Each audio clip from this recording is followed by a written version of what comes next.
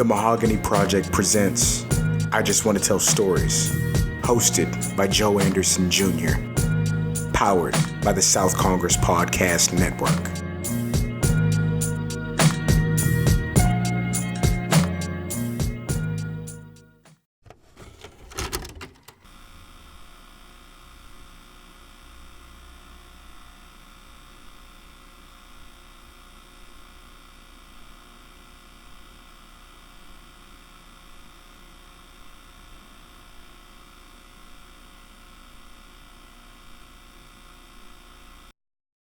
Hello, everyone. Hi. Welcome to episode 5 of I Just Want to Tell Stories. My name is Joe Anderson Jr. from The Mahogany Project, and I have a special guest today. Yay. Who, the woman who does so much stuff for not only her job, but outside of work. Yeah, I apologize for my attire because I'm about to go to work right after this and slave in the sun. So she has a podcast. She works in the production, in the film industry. She also, I think the thing that I would like to say is she's just a creative in terms of like the vision of things, in terms of producing, writing, directing. So a lot of stuff that you don't see, she is a creative in that aspect. We have Ashley Robinson in the building. Hi. And we can actually say the production now because can? we wrapped today, so. You can say it. Yeah, I can say it. I work for Fear the Walking Dead. Fear of the Walking Dead. Yeah, so they'll find this out in about a month. Okay, cool. A month or... So it'll already be finished aired by then, almost. Almost. Yeah. Oh, because when did it premiere? It premiered on June 2nd. Okay. So we should finish sometime in mid or late September. Okay. And the network should pick us back up so I can have a job again. Yay! Let AMC know. I'm pretty sure they will. Okay. You're going to cancel a Walking Dead show, please. No. We are their heart and home. Ooh.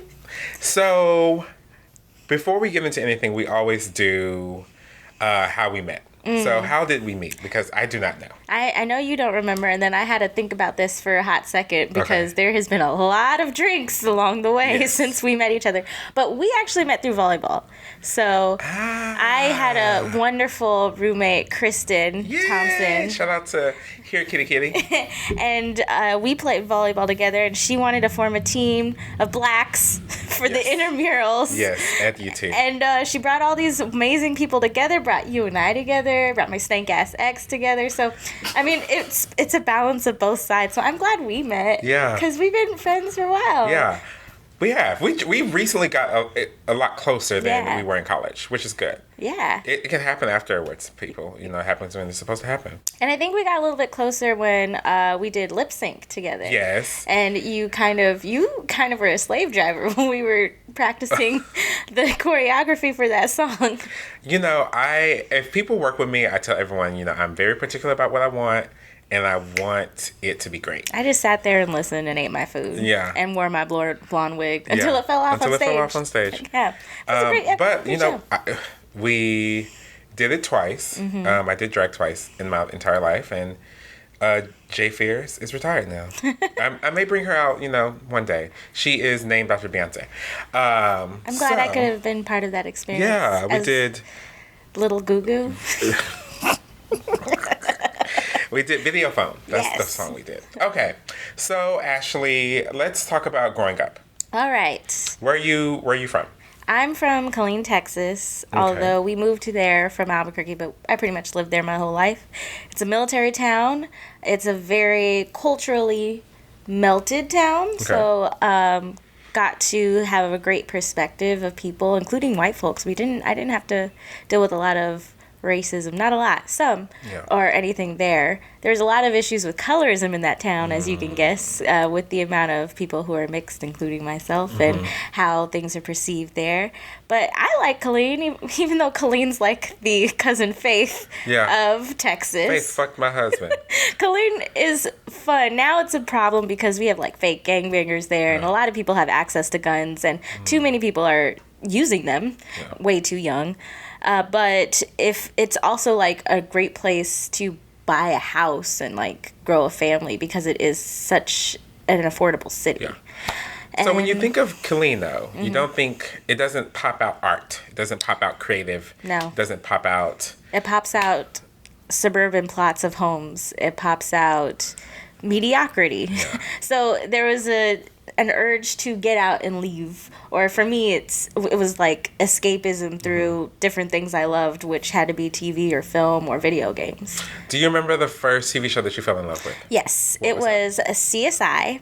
And for the longest time, I was convinced I was going to become a forensic scientist. I had the plan mapped out. I was going to go to Sam Houston State and get the degree and everything. And then, like, this was when I was maybe in, like, 6th grade.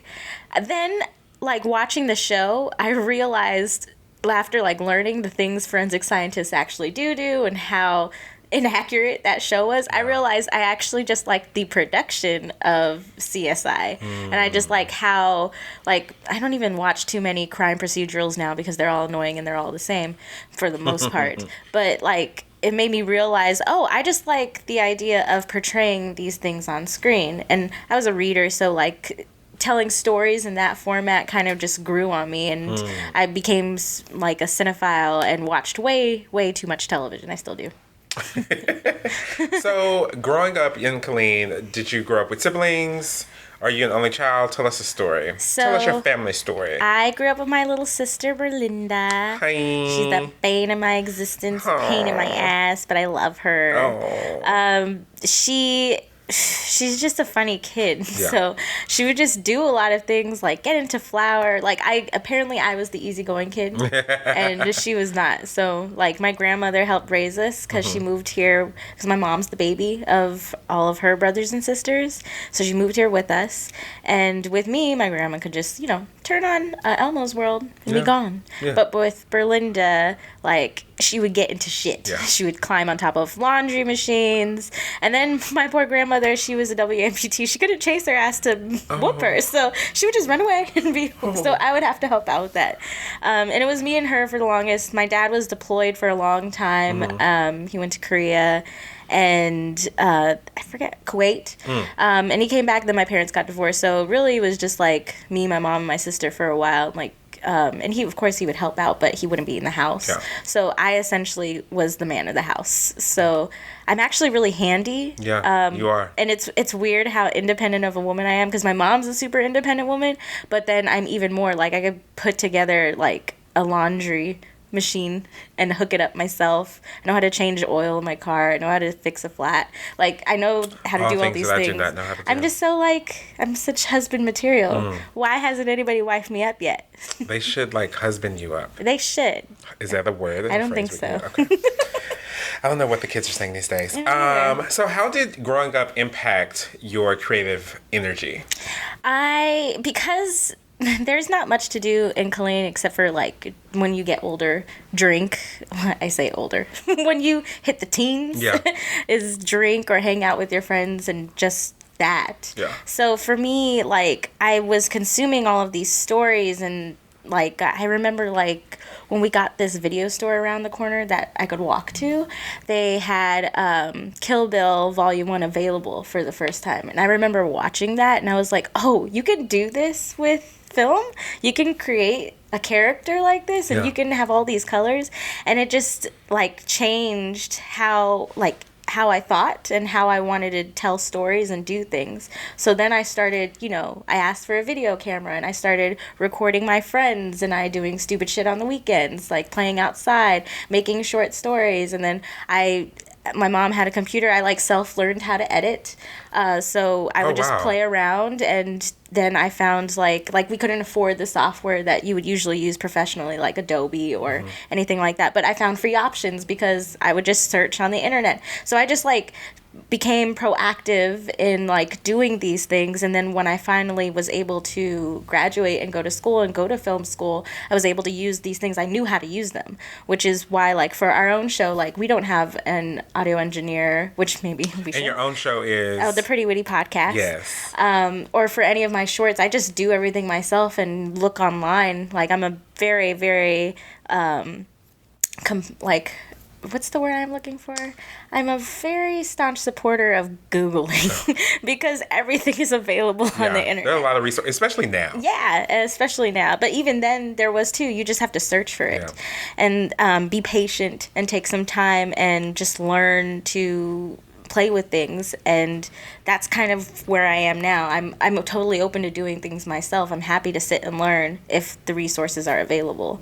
So that's kind of what formatted me, in a way. So there are certain things that some people have like an innate ability, like an innate talent.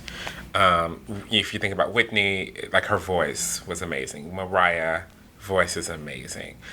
Angela Bassett, I think she is ingrained with acting abilities to do Shakespeare, to do anything. Tyler Perry, she wants to, what she did.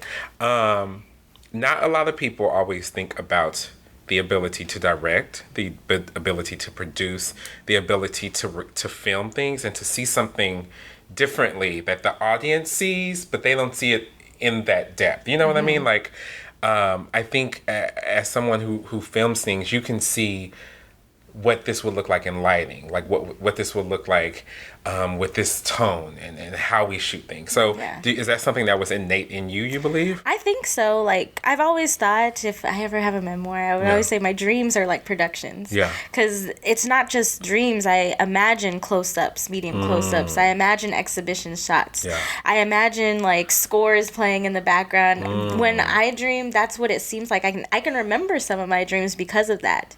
And so, like, for me, it's easy to translate that. If I have an idea, it's easier. Unfortunately, I'm not a writer, which I want to grow more into and improve, but I don't think that's my calling. But having an idea and explaining it to someone and then visually expressing that I can do. Yeah. And, like, working with other people, I feel like I have a great skill of having open communication and, like, politely directing how the things I want to be shown is seen. Yeah. And I have always felt that way. I think I'm a naturally charming person, and it's always been my ability to be able to do that, whether it was like just small projects for fun, stuff for school, or even now with the work that I do, being like a small player in the room, voicing my opinions because like I know what I'm talking about, not to toot my own horn. Right. Yeah. So you go from Colleen to I want to say before we move on, I think you have the antithesis of a writer's problem. Like, the writer can see it but can't record it. They don't know how to do it, and you can do that. So yeah, I just can't put my shit into words. Yeah. Which is why me and Jana on the show work so well together, because she is a writer, and so Jana was on episode number 1. She was. And so it works well. We mesh well together because we can do that. Like, I haven't told her this, but I would love to like do something together where like she writes and I direct, because I think we would work well together. What is her book called? My Love. So Mostly Love. Mostly Love. Oh shit. Like, I love rom-coms, so like I would love to do something like that. It was such a good book that I read it. And because I'm not good with my words or how to say things, I feel like I can help, like, oh well, this is what it should look like. Yeah. This is what it should smell like. This is what color it should be, like things like that. That's dope. Yeah. Okay. So you leave Colleen. I leave the big city of Colleen. Black hole. Not many people do that. Where there were sucking cucumbers in the club, but that's a different story for a different. People day. from Colleen can say that. Other people not from Colleen, I'd be like, it's not that bad. So you leave Colleen, you go to UT, you go to film school. So now a lot of people who are creatives, they only have kind of like the talent that's innate, like they have the ability, not the technical expertise sometimes. So what was it like going into this very white space with the innate kind of ability, and then some technical ability too, because you have been doing this, but the innate kind of talent to see this production and to see the story with all these white people? It's not just white people, all these men. All these, yeah, sorry. So, like, when I was in classes, most of my classes, and that's a correction. Bloop. It would mostly be white people, and maybe there would be 3 or 5 girls in each class, and I would often be the only black person or person of color, period. And that's not even... And a woman. Yeah, and that's not even trying to identify who's, like, not cis, who's not straight, you know what I mean? It was intimidating, and I often like had an insecurity that I didn't know what I was talking about because I was so like in the marginalized group of people that were there. And then when we started to work and do group projects, I realized I knew a lot more than I knew than these boys. Like these boys were just coming in and doing things, and they didn't really practice or do anything beforehand, and I didn't realize I had like an innate set of skills already set.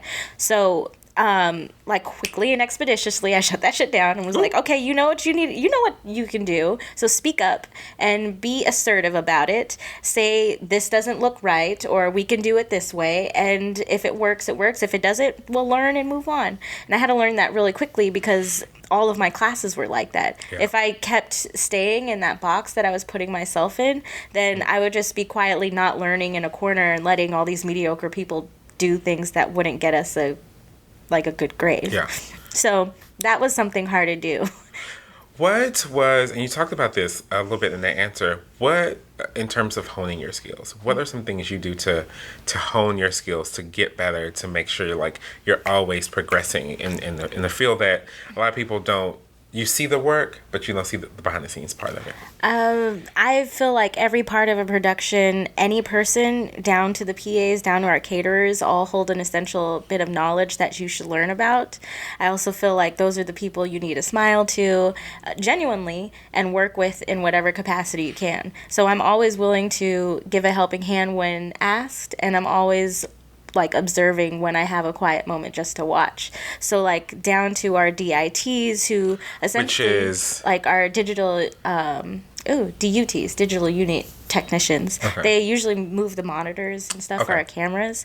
Like that's legit, the job is moving monitors and connecting cables. But like I'm always asking questions. Like our sound engineer, even though I'm not interested in audio, I like to hear how he's like live mixing, because that's like a crazy incredible skill to have. Our audio engineer, who just like mics up our actors and things like that, I'm cool with her, and I like listening to like how she uses the time with the actors to learn how they're like mentally preparing for the words they're about to say. Like everybody has something to add, even if it's just PAs who are herding background into where we're about to shoot.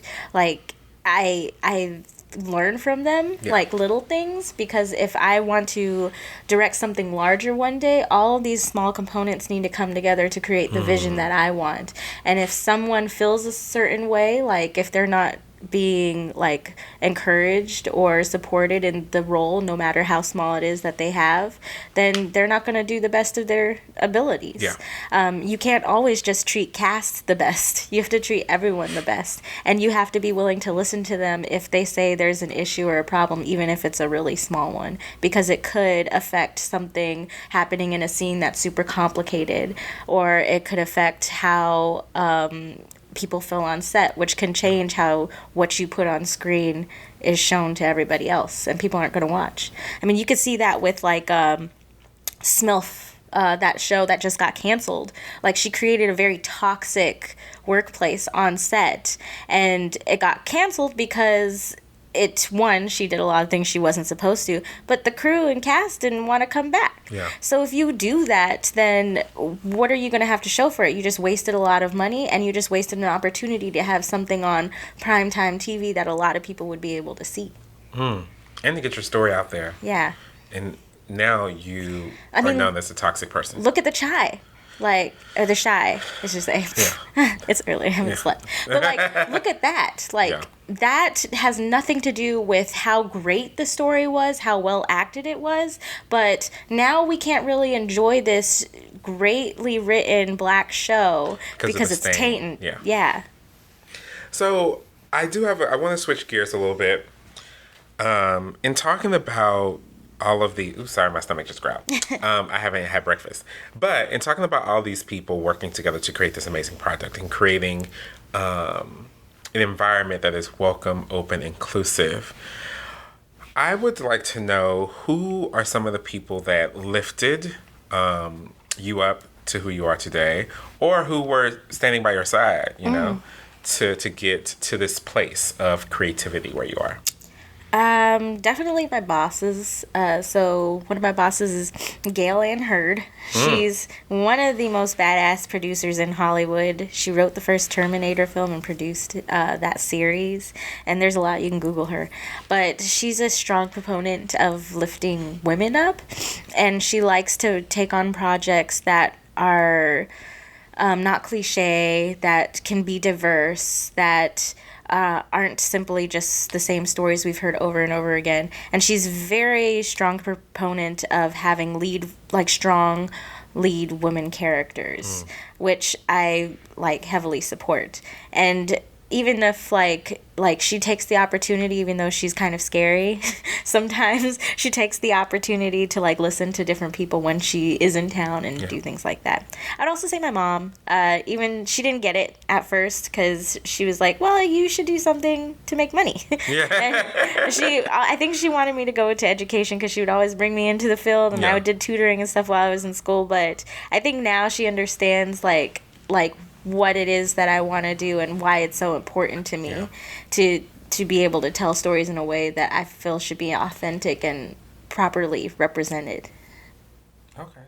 So as someone who is majority of your work in this field, and we'll talk about the podcast in a little bit, is behind the scenes. Mm-hmm. How do you tell your voice when it's always kind of behind the scenes? It's more in the process and not the product. In two ways. Okay. Doing things like this and collaborating with other creatives so that way my message can get across, and I can also uplift the people that are coming along with me, because I think one of my mentors said you don't need to network up, you need to network out, because we're all going to be at the same place in 30 or 40 years with the ability to actually be movers and shakers in towns. And then second, come on, manifest it. Right. The second is just letting projects speak for themselves. If I truly think I did a good job with something that I've created, then I shouldn't have to provide any other commentary than just allowing other people to consume it. Now, if I get negative feedback, that also gives me an opportunity to improve and know where I need to do better. Okay. And let's talk about the podcast. All right. So the Pretty Witty podcast. Yes. How many episodes have y'all recorded? Oh, by the time of this, we'll be over 100. Okay. But as of today, recording this, we will be at episode 98. Okay. So, yeah. So are y'all going to celebrate 100? That's syndication, ain't it? We keep talking about it, but we haven't come up with anything to do for it. Yeah. Especially with our schedule. So maybe this week we'll figure something out. We wanted to do something special. We just don't know what. We haven't sat down and put our heads together yet. Okay. And what specifically, what was the reason you wanted to start a podcast? Well, since our show is social justice and politically heavy, both of Jana and I kind of just wanted a space to curse and rant about everything that's going on politically in our country. Yeah. And it kind of morphed into this monster to teach and to educate and to do it while drinking. Yeah. Because that's the only way you can deal with depressing stuff sometimes. And that's kind of just how it kind of formulated on its own, which is kind of cool. And it formulated in a way that's fluid. Yeah. I don't know. I can't tell you how it happened because we literally drank a half a bottle of tequila when we were planning this thing out. Oh, okay. That's good to know. Does it explain some things? It explains some things. Creatives, just know, if you are going to drink responsibly. Yeah, we're not sponsored by anyone, so I just wanted to say that. So I think I've heard the podcast. Obviously, I've been on the podcast before, and one thing I will say is the both of you people do not see the amount of research that I put into this, which is great because people don't research these days. They just put stuff out there, wham bam on Facebook, and they run with it. Or I'm sorry, I'm going to go on a rant. People will post an article from 3 years ago and be like, "This is atrocious." No, what's atrocious is you didn't know that this is from 3 years ago. Bitch, this is resolved. They done got paid for whatever. Girl, post the article that tells us the new stuff. You need to read stuff every day. Every day you need to be reading. Girl, there's a part 2 to this. Fake it till they make it, but they forget to actually make it. So I appreciate the work that y'all do behind the scenes to research. But also, I think what's important is there, like you said, there's so much stuff happening in our country right now in the climate that we're in, but you and Jayna have a unique way of breaking it down so that everyone can understand it. Yeah. So how do you all take these very politically charged, very difficult conversations, or even just hard to understand topics, and break it down from a perspective that is unique in terms of like being identifying as Black women, to give it to your audience? So there's actually like a name for this. It's called the Pixar method. And it's because like if you watch Pixar movies, they're actually really complicated, but they're created in a way that both adults and 5-year-olds can understand, which this trailer for this new Frozen movie, I don't know, I think that one's going off the rails, but who knows, we'll see.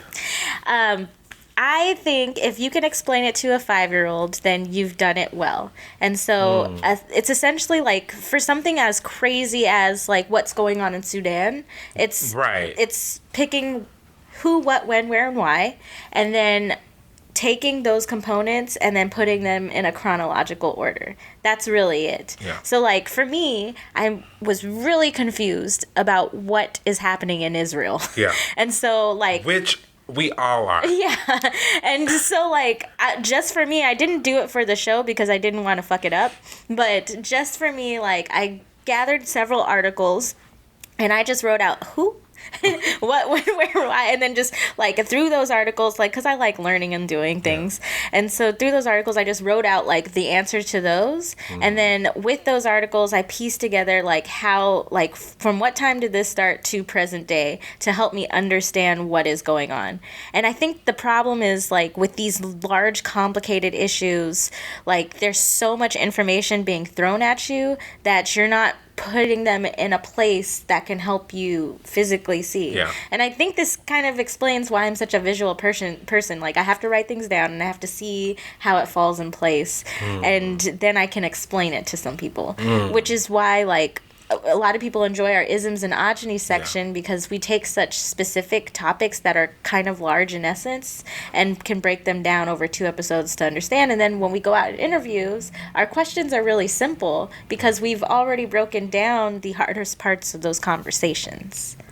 I think you are in a way a storyteller. Yeah. Just through audio. Yeah. And I mean, people may not see it that way or they may not realize it, but you're just telling a story so you can understand it and the 5-year-old can. Mm-hmm. Exactly. Kudos, girl. Thank you. And thank you so much for all you do to break down these complicated things. Because I will find like a Vox article and I read it and I'm like, okay, I still don't know what the fuck is going on. Like, they give you a lot of bullet points and stats and numbers, and for a lot of people that's just too much. So, like, who is the person that is doing this? Why? Where are we even at? So how do you plan to go from here from the podcast? What's next? And not only from the podcast, but just professionally too. Let's see. Well, hopefully I get a promotion next season, which I think is on the books. And my goal is, one, for Jay and I to reach like just 5,000 to 10,000 listeners within the next year, since this will be our 3rd year doing this. And I have, like, since I have time off this summer and I finally have the software to do this because I am not a formatting genius and I do not have the patience, I'm going to take, like, I have, like, at least 3 show ideas that already have Bibles and characters, like, fully developed with pages and pages, like, just, like, tens of pages. And explain to people what a Bible is, like, in terms of production. So a Bible is, like, the heart of whatever project you're going to have. So if you have a TV show idea, that's going to have like an extensive amount of information about the setting, the locations, your main cast, the time period it's set in, anything relevant to the show. It's like everything that you want to have. It's like the meat, and then your script will be the bones, and then you kind of put them together. So for me, I need to like create my script and just transfer everything over so that way I can start actually filming these things. And I want to get better at writing, so my goal this summer is to at least get like a pilot and 3 episodes for these 3 projects that I have already thought up. Okay. I was going to ask, that was my next question, but you just answered it. We're working ahead. It was, what are the things that you want to take that you already know, and then what are the things that you want to learn? So yeah. Okay, cool. You did answer. Yes. Well, we do this every episode. Yeah. And, oh wait, I wanted to say something. So by the time this comes out, you will have done, I think, 4 successfully of your Pretty Witty podcast movie night extravaganza. So you've done, the first one was Us. Us, yes. Then Ma. Yeah. And then you... doing the 30th anniversary of Do the Right Thing. Yes, and then you did The Lion King. Yes. So what is something that you want to do this fall? This fall, I was looking at the upcoming, because I was like, what is upcoming? This summer has been terrible for films. I don't know if you guys are going out to see stuff, but nobody's going to watch anything, especially franchise films. But we're tired. For me, two movies this fall. I want to do Judy, which is Renee Zellweger starring as Judy Garland. Judy Garland is one of my favorite Hollywood figures. Whew, a mess. She was like the Lindsay Lohan of the 40s. But like a mess that we created. Yeah. Like she could have been amazing. She didn't need to go when she did, and it was all Hollywood's fault. And I'm really excited to see like Renee in that type of role, because she did amazing in Chicago. And I want to do Charlie's Angels because it looks terrible. But I want to have a conversation about, action movies and choosing these stick-thin women to represent people who are, like, kicking ass. And having a conversation about representation and how diversity inclusion is a word that's thrown out in casting offices. And then, like, you get something like this Charlie's Angels movie coming up. And I wanted to bring this up as selfishly, too, because we're working on the project together. Yeah. And I think we should just go ahead and tell the people right now. Yes. So we're doing the Pretty Witty podcast, and the Mahogany Project presents Love Jones 3. We almost did that at the same time. Almost, and that was the first time we've done this. February 2020, you will get this amazing experience where the Pretty Witty podcast is going to host movie night. Yeah. They'll do a discussion, and then we are going to do the last installment of Love Jones and do a live performance. Details are coming soon, so hopefully by the time this comes out, we'll have details. Yeah. But if not, just know it's coming in February of 2020. We have worked together, but it's not like on a specific project. It's like helping with your project, you helping with our project. So this is the first time we're like coming together and from the ground up. So I'm excited about it. Me too. I think it's going to be a fun evening. Whatever we decide to screen will be like insightful, and the conversation will flow well into the evening with your performance, I think. Yeah. I think it'll be super dope. And this is something that I don't think people have experienced, so many mediums all in one. Right. One evening. And it's cute, it's black, it's queer. Why not come? Yeah. Y'all have an audience, I have an audience. Great. Let's bring our audiences together. Come together right now. Okay. So we always do this every episode. Okay. We're back on it. Top 5, and this may be hard for you. Top 5 in any order, no sequential order. The category is directors. Top 5 directors. I've had to change this up quite a bit within the last 3 years for obvious reasons. Number 1, Tyler Perry. JK, that was a joke. Don't get mad at me, y'all. Okay. I'm gonna throw out Ava DuVernay. Okay. She's doing a great job, and I hate the conversation that I'm seeing about her using black trauma for dollars, because she's not. Queen Sugar. Them hoes didn't go see, what was the movie she came out with? Wrinkle in Time. They didn't go see that, that's why. They did it, and it was beautiful. Beautiful. We could say that. I'm also gonna say Ryan Coogler. Like, he's doing a fantastic job. If anyone says it, he too is one. Girl, trauma for dollars, girl. You might as well say it about him too, but I'm not. I do not think that. But girl, okay. Anyway, sorry. Okay, Ava, Ryan, who is cute, by the way. Let's see, who else? This is so hard. I'm gonna go ahead and say Martin Scorsese. Ooh. He does a lot of great dramatic work, and I love all of his long camera shots. I don't even know how he plans those things. It's amazing to watch him work. I will also say... Fuck. I have a really hard relationship with Quentin Tarantino right now. He kind of helped create my own vision, so I have to say him, but he does say the N-word a lot, and he does not know how to treat his women in his films, which sucks. Like, why are men such trash? I can't even enjoy the things I like. Since the dawn of time. But I have to keep him in there. Like Reservoir Dogs and Pulp Fiction and Kill Bill and oh my gosh, I still even love Django, even though I have a hard time with that as well. Yeah. It's hard. Ava, Ryan, Martin, Quentin. And who's the last one on your starting roster? On my star roster. This is a tough question because that's why they pay me the big bucks. My favorite movies don't match with this question as well. Okay. Damn. I'm going to go ahead and okay, this one's really cheesy. I'm going to go ahead and say Ron Howard. Because all of Ron Howard's films are really iconic. They're like encompassing for pretty much anyone in America because like he knows how to reach out to different audiences as a white man. I am going to ask this question because there are people who are listening who may have asked this question as soon as you said their name. Yeah. What has he directed? He's directed quite a few things. Yeah. But now all of them are blanking. You know, I'm going to take out Ron Howard. Maybe I don't want Ron Howard. Okay. Removed. Because this is your answer, so you can do it. Well, who do I want to pick as my last one? I don't know, girl. This is an ever-changing one. This will be edited out? No. So that's why we need you to answer, girl. You know what? I'm going to go ahead and throw Spike Lee in there. Okay. Like, I love his films. Not Chirac. Finally got the Oscar. He did. Okay. Chirac was a bad one. So was the Tuskegee Airmen one. Oh. We didn't need that one either. Yeah. But, you know, Do the Right Thing still sits with me in a way that I don't even think in 20 years' time we're going to have a different conversation about what happens in that movie and how he portrayed it. I feel like we're still going to be sitting in the same problems. Like, he did the damn thing, would do the right thing. And Black Klansman, in my opinion. He did a great job, so. I finally saw that. He did good. Yeah. He did good. We can talk about She's Gotta Have It later. Okay. The TV show. Yeah. All right. Well, thank you so much for coming.